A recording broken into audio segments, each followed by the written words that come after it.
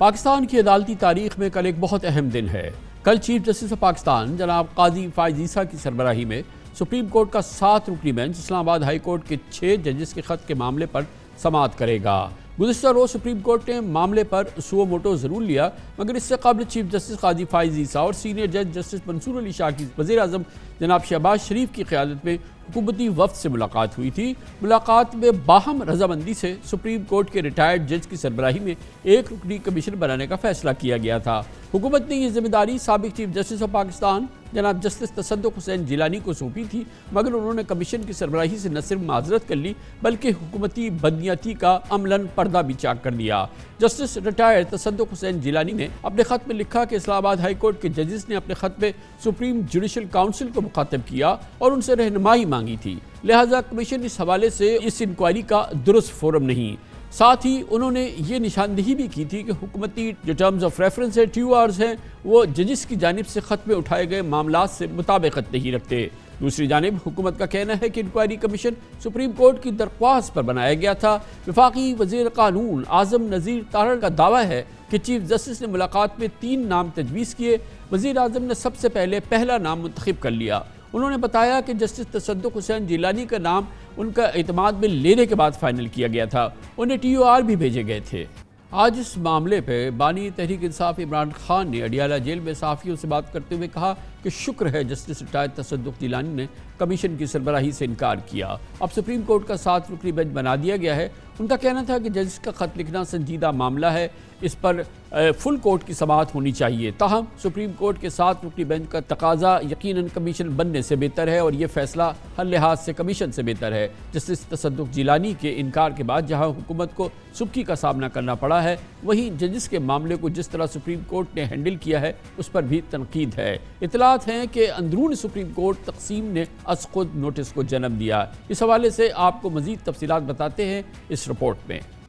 Media reports کے مطابق ججز کے خط کے معاملے پر چیف جسٹس کے از خود نوٹس کی کئی وجوہات میں سے ایک یہ بھی ہے کہ سپریم کورٹ کے کچھ ججز چاہتے تھے کہ یہ معاملہ انکوائری کمیشن کی تشکیل کے لیے ایگزیکٹو کو بھیجنے کے بجائے عدالت عظمیٰ خود نمٹائے۔ کچھ وکلا کا خیال ہے کہ از خود نوٹس لینے کی بنیادی وجہ تصدق حسین جیلانی کی معذرت ہے، جبکہ ذرائع کا یہ بھی کہنا ہے کہ جسٹس ریٹائرڈ تصدق حسین جیلانی کو بتایا گیا تھا کہ فل کورٹ نے ان کی نامزدگی کی توثیق کر دی ہے، تاہم بعد میں انہیں معلوم ہوا کہ فل کورٹ میٹنگ میں ان کی نامزدگی کو منظور نہیں کیا گیا تھا اور سپریم کورٹ کے جج انکوائری کمیشن کی تشکیل کے معاملے پر منقسم تھے۔ یہ انکشاف بھی ہوا کہ سابق چیف جسٹس نے حکومت سے فل کورٹ اجلاس کے میٹنگ منٹس فراہم کرنے کا بھی کہا جو انہیں نہیں دیے گئے۔ خبر کے مطابق کئی افراد سے مشاورت کے بعد جسٹس ریٹائرڈ تصدق جیلانی نے نہ صرف خود کو انکوائری کمیشن کے سربراہی سے الگ کرنے کا فیصلہ کیا بلکہ ایک خط میں کمیشن کی قانونی حیثیت اور اس کے ٹرم آف ریفرنسز پر بھی سوال اٹھایا۔ ان کا خط حکومت کے ساتھ ساتھ ان ججوں کے لیے بھی ایک دھچکا تھا جو اس معاملے کی تحقیقات کے لیے انکوائری کمیشن چاہتے تھے۔ میڈیا رپورٹس کے مطابق 28 مارچ کو ہونے والے فل کورٹ کے پہلے اجلاس میں انکوائری کمیشن کے معاملے پر ججوں کے درمیان اختلاف بھی پایا گیا۔ کچھ ججوں کا خیال تھا کہ حکومتی انکوائری کمیشن عدلیہ کے اختیارات اور آزادی پر اثر انداز ہوگا، جبکہ کچھ ججز سپریم جوڈیشل کونسل کو خط لکھنے والے اسلام آباد ہائی کورٹ کے 6 ججز کو ہیرو قرار دیتے رہے۔ انتہائی اہم موڑ ہے پاکستان کی عدالتی تاریخ کا اور کل اس کا پہلا دن ہوگا۔ بہت ہی غیر معمولی کیس ہے، سو موٹو نوٹس لیا ہے سپریم کورٹ نے اور جس کی سماعت 7 رکنی bench chief justice of Pakistan جناب جسٹس قاضی فائز عیسیٰ کی سربراہی میں کرے گی۔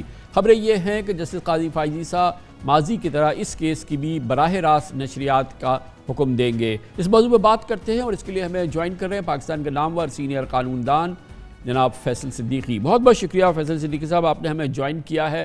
بہت ہی غیر معمولی کیس ہے، اس قسم کے کیسز کی کوئی نظیر نہیں ہے اس طرح کی، اور ظاہر ہے کہ اس میں کمپلیننٹ 6 ججز ہیں اسلام آباد ہائی کورٹ کے۔ آپ کے خیال میں، آپ کے ذہن میں کوئی سٹینڈرڈ سمجھ میں آ رہا ہے جس طرح سے یہ پروسیڈ کرے گا کل کیس جب اس کا آغاز ہوگا؟ تھینک یو کامران صاحب۔ دیکھیے، جیسے آپ نے کہا کہ اس کا کوئی ریلی پریسیڈنٹ ہمیں سامنے نہیں ہے، کیونکہ ہمارے سامنے یہ تو پریسیڈنٹ ہے کہ جب انڈیویجول ججز کے معاملات میں ایگزیکٹو ایجنسیز نے انٹرفیئر کیا ہے تو ان کے معاملات میں سپریم کورٹ نے کیا کیا ہے، لیکن جب 75% آف دا ہائی کورٹ وچ از 6 ججز آف دی اسلام آباد ہائی کورٹ اس قسم کی کمپلین کریں تو سپریم کورٹ اس کو کس طریقے سے آگے لے کے چلے گا، یہ تو میرے خیال میں سپریم کورٹ خود بھی ڈسکور کرے گا ڈیورنگ دی پروسیڈنگز. لیکن میری نظر میں اس کو آگے لے جانے کے 2 طریقے ہو سکتے ہیں. پہلا طریقہ یہ ہو سکتا ہے کہ آپ پیچھے دیکھیں اور اس چیز پہ کانسنٹریٹ کریں کہ یہ جو ایلیگیشنز لگائی ہیں ان کی پروب ہو، اور اگر جن کے خلاف لگائی ہیں ان کو آئیڈینٹیفائی کر لیا جائے تو ان کی اکاؤنٹیبلٹی ہو. ایک یہ طریقہ ہے. دوسرا طریقہ یہ ہے کہ آپ آگے دیکھیں، اور میرے خیال میں یہی اسلام آباد ہائی کورٹ کے ججز نے کہا ہے. جیسے میں نے آپ کے پچھلے پروگرام میں کہا تھا کہ لوگوں نے اور حکومت نے اس خط کو بالکل غلط پڑھا ہے. اسلام آباد ہائی کورٹ کے ججز نے بالکل کوئی انکوائری کرنے کو نہیں کہا ہے کہ آپ دیکھیں کہ کس نے یہ انٹرفیرنس یا انٹیمیڈیشن کی ہے اور ان کو سزا دی جائے.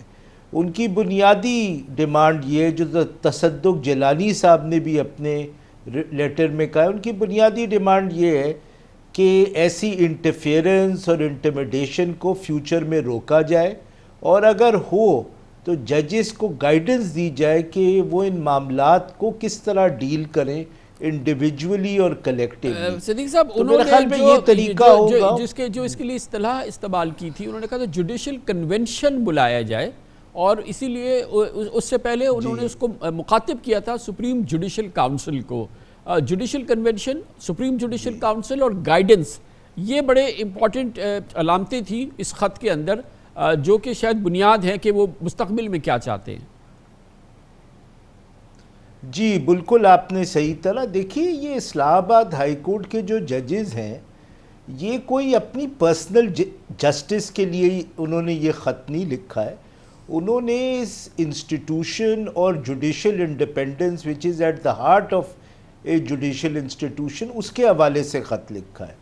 ان کے ساتھ جو ہوا ہے اس کی ریکٹیفیکیشن یہ آبجیکٹو نہیں ہے. اس کی آبجیکٹو یہ ہے کہ بھئی اس معاملے کو روکا جائے، اور اگر ہماری جو ایگزیکٹو ایجنسیز ہیں ان کا کوئی غلط خیالات ہیں کہ ان کا یہ خیال ہے کہ یہ جو وہ انٹرفیرنس کر رہے ہیں یہ صحیح طریقہ کار ہے، تو ان کو بھی بتایا جائے کہ آپ یہ نہیں کر سکتے.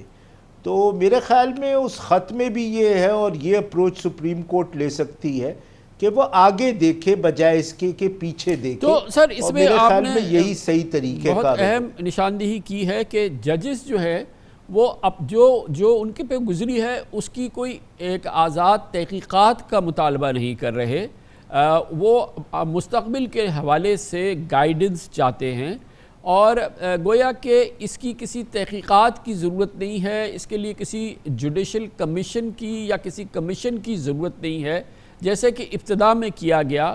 اور شاید اس کے ٹی او آرز کی وجہ سے اور اسی وجہ سے کہ جو خط ہے جج صاحبان کا وہ تصدق حسین جیلانی صاحب نے جو اس کو انٹرپریٹ کیا، تو انہوں نے کہا کہ اس کی تو تحقیقات کی ضرورت ہی نہیں ہے. گویا کہ جو اعظم نذیر تارڑ صاحب کا اب جو استدلال ہے کہ اس کو اب چاہے یہ جو لارجر بینچ ہے اسے بھی کسی کمیشن کے پاس بھیجنا پڑے گا، کسی ایگزیکٹو کی جے آئی ٹی کے حوالے کرنا پڑے گا.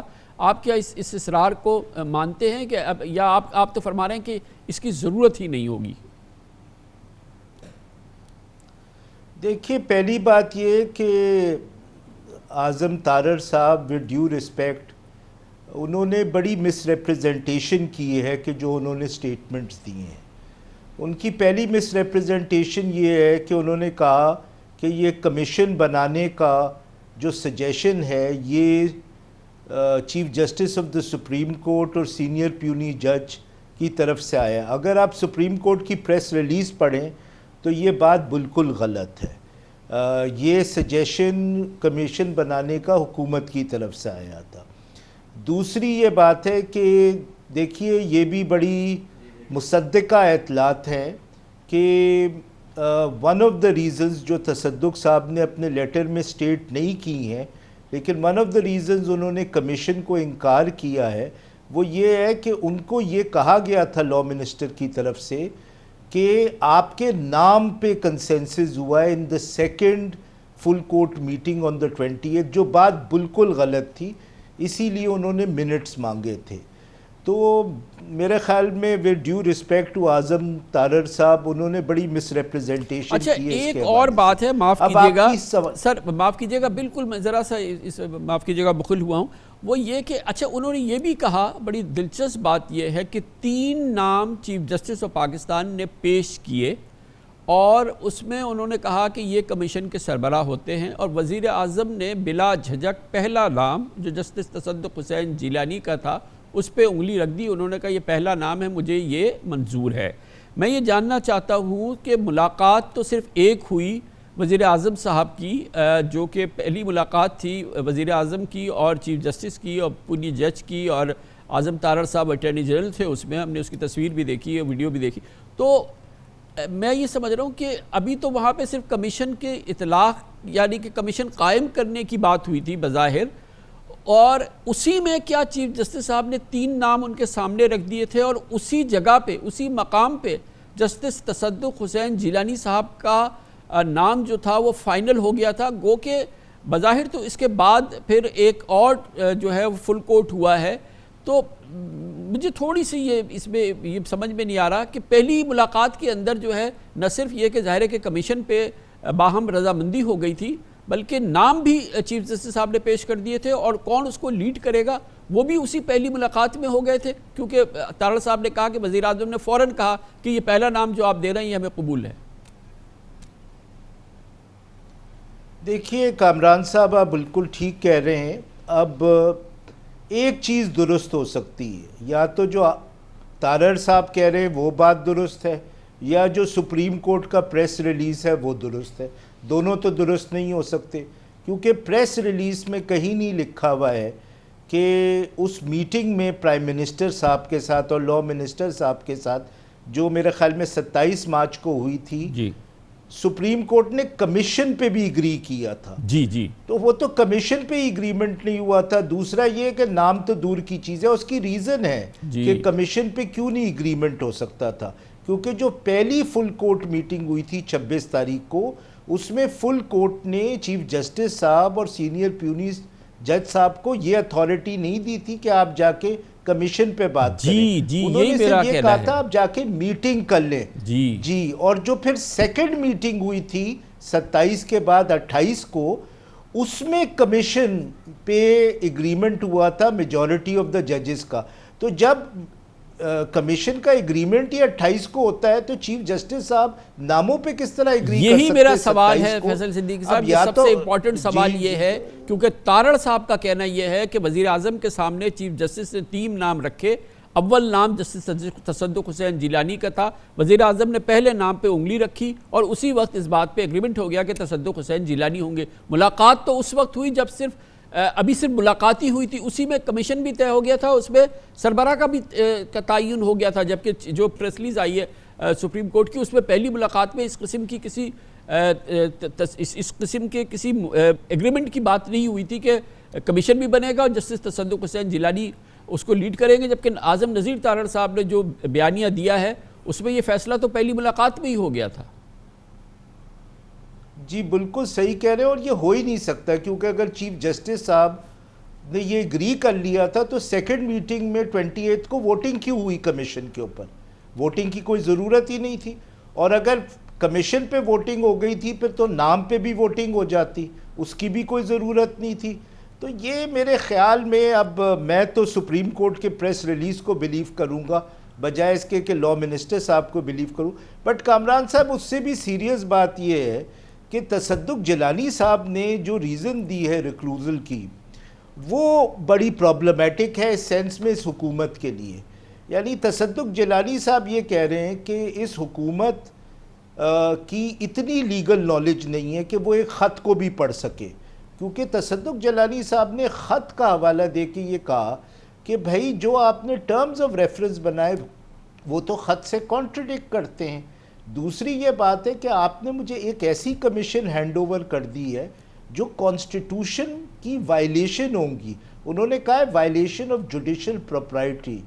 تو بہت سیریس کویشچن ریز ہو گئے ہیں اس حکومت کی کمپٹنس پہ کہ اس نے اتنا سینسٹیو میٹر کس انکمپٹنس سے ڈیل کیا ہے. اور فیصل صاحب ابھی ہمیں ایک اور علم نہیں ہے، پریس ریلیز ایک آئی ہے سپریم کورٹ کی اس پورے معاملے پہ کہ اندرون سپریم کورٹ اس حوالے سے کیا آ رہا تھی اور کیا اس حوالے سے کیا وہاں پہ گفتگو ہوئی، کیونکہ ظاہر ہے جب سپریم کورٹ کی پروسیڈنگز ہوتی ہے عوام اس کو دیکھ لیتی ہے، ان کے سامنے آ جاتی ہے اور پھر اس کے فیصلے کی صورت میں آ جاتی ہے کہ 4 نے ہاں کی 3 نے نہیں کی یا جو کچھ بھی ہے.